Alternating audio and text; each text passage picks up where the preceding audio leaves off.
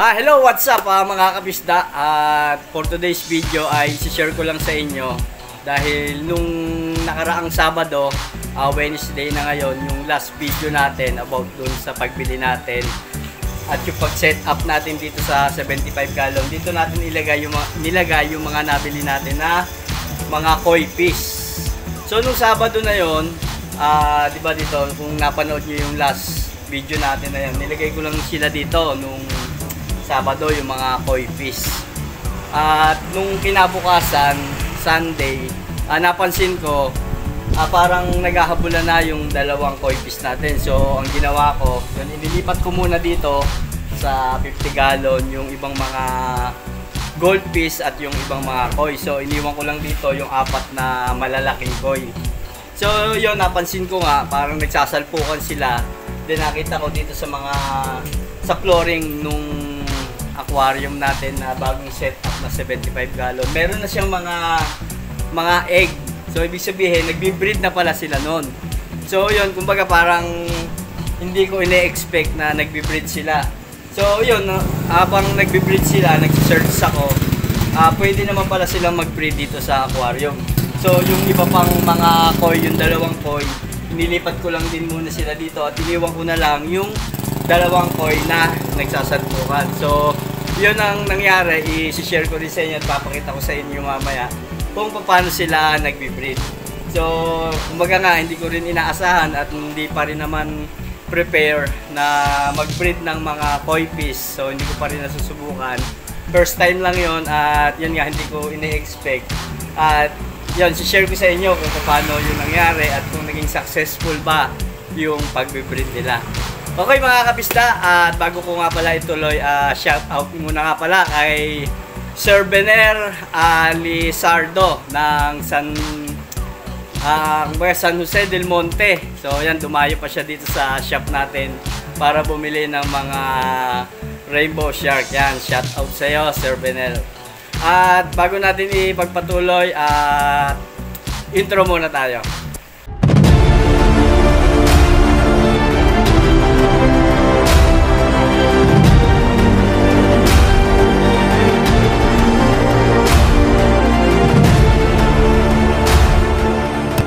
Hi guys, ako si Jerry ng Jerry's Aquatics. Gumagawa ako ng mga video patungkol sa mga aquarium needs, aquarium hobbies, and peacekeeping. So kung gusto mo ng ganitong mga video, feel free to visit sa channel ko at pakicheck mo na lang yung mga nagawa ko ng video. Okay, so ito na nga mga kabisda, ganito yung unang nangyari sa mga koi fish natin dito. So kumbaga, sabi ko nga, hindi ko naman ine-expect na magbe-breed sila. So inalis ko muna yung ibang mga koi at yung mga kasama nilang mga goldfish. Yan, at itinira ko lang itong apat na malalaking koi na to. So nung mga napapansin ko, yan yung makukulay, yung dalawa na to, except dun sa white and yellow, yun sila yung nagsasalpukan. So ibig sabihin, pag ganun pala, nagbe-breed na sila. Kumbaga, nagbabanggaan sila para mailabas nung female yung mga egg nila, and yung female naman para masimilyahan, para lumabas din yung similya nung lalaki, nang masimilyahan yung mga itlog nung babae. So yun, nagsasalpukan sila. At parang sa tingin ko naman, hindi, kumbaga yung kulay yellow tsaka yung kulay white, parang wala naman silang ganap dahil hindi naman sila nakikisali. So ang gagawin ko, aalisin ko na muna yung dilaw at yung puti na koi. Iiwan ko na lang muna yung dalawang makulay na nagbabanggaan. Okay mga kapisda, so dito yan, inaalis ko na yung kulay white at yung kulay yellow na koi, at ililipat ko lang sila dito sa katabing tank sa 50 gallon, yung pinaglagyan natin ng ibang mga koi tsaka goldfish. So yun nga, hindi naman sila nakikisali sa pagbe-breed ng dalawa. So parang napapansin ko, kinakain lang nila yung mga egg, kaya yun, ililipat ko na lang muna sila. Yun, iiwan ko yung dalawa, yun yung makukulay na koi. So Yan, after ko sila malipat dyan, noobserbahan ko rin kung ano pa yung ginagawa ng dalawang koi na to. At yun, patuloy pa rin sila na nagbe-breed dyan. At yan, batay na rin sa mga na-research ko, sa pagbe-breed pala nito, kailangan din natin talaga na isang maluwang na, kumbaga parang pwedeng trapand or talagang yung bato na or kaya sa fish pond sila i-breed. Kasi yun nga, para yung mga anak nila, kasi sobrang dami pala nilang mga anak or mangitlog, para mas ano sila, mas maluwang yung lagayan nila, mas marami yung mapipisa.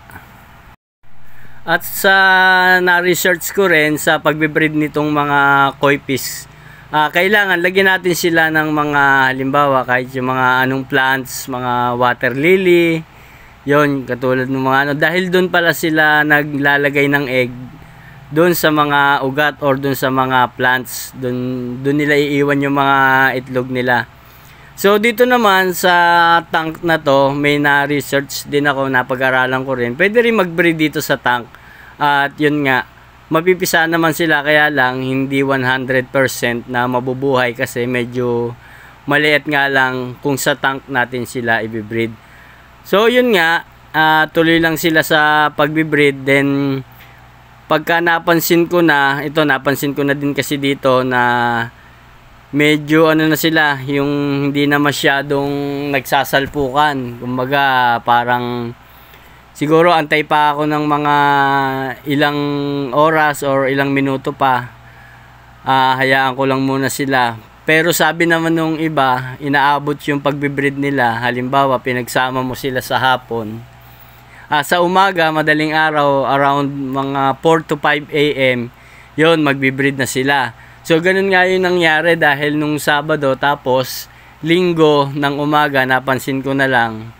Ayun nga, oras na yun, mga 5 or 6 a.m., nakita ko, nagsasalpukan na sila.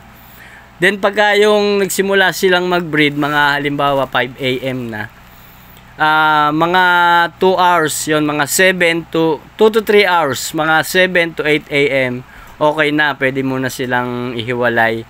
Kaya ito maya maya ililipat ko na rin to doon sa katabing tank sa 50 gallon dahil kung mapapansin nyo yan, parang mga kinakain na nila yung egg siguro sa yung time na yan, tapos na silang mag-breed, kaya pwede ko na silang alisin or pwede ko na silang ilipat dito sa katabing tank para maiwan na yung mga egg na yan. So nga pala, kung mapapansin nyo, meron pang tumutulong tubig. So may nakakabit pa kasi akong water pump dyan.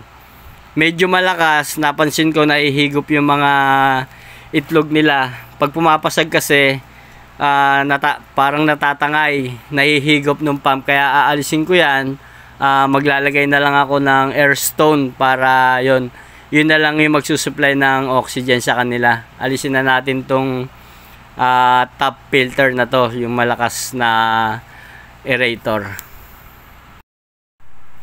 Okay mga kapisda, at ito na yung mga itlog nila. Kung mapapansin nyo, ayan sa bottom nung tank natin, yung kulay brown. So yan, ganyan sila karami mangitlog. So yan, napakadami talaga.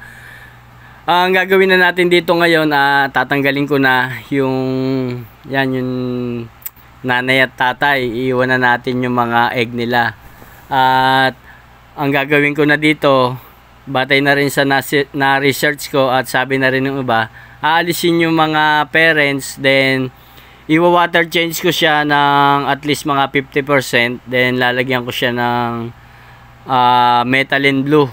So yan, para yung methylene blue para mamatay yung mga fungus, para marami yung mabuhay. At yun nga, tatanggalin na natin yung tumutulong tubig dahil malakas masyado yung submersible pump at papalitan ko lang ng mga airstone.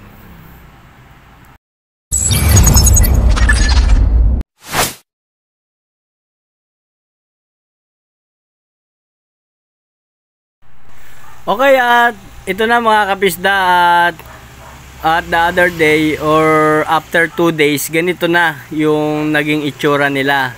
Kumbaga, kung mapapansin nyo, ayan sa bottom ng tank, meron ng mga gumagalaw-galaw. So mapapansin natin, ayan mga kabisda, meron nang napisa na egg ng mga koi natin. So yan, kung yung maliliit na gumagalaw, yun 2 days lang may napisa na sila.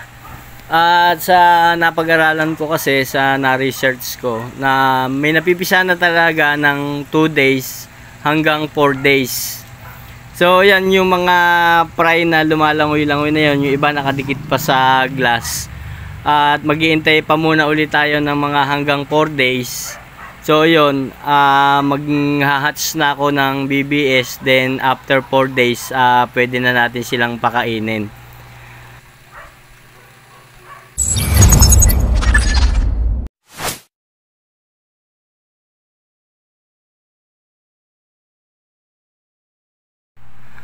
Okay, after 3 days mga kabisda, ganito na ang nangyari sa mga egg natin ng koi fish. Kung mapapansin nyo, ayan, no, talagang sobrang dami na ng mga fry.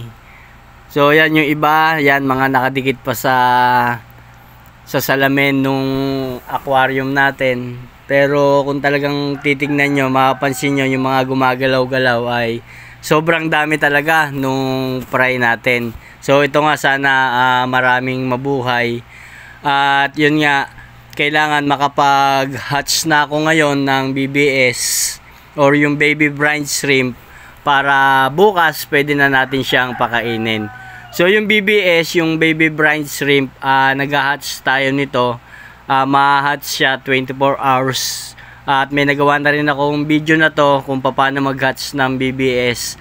At yun nga, papakainin na natin sila bukas. At samahan nyo ko kung paano natin sila pakainin. Pagka nakita natin o napansin natin na nagpi-pre-swim na silang lahat, yun, papakainin natin sila ng BBS.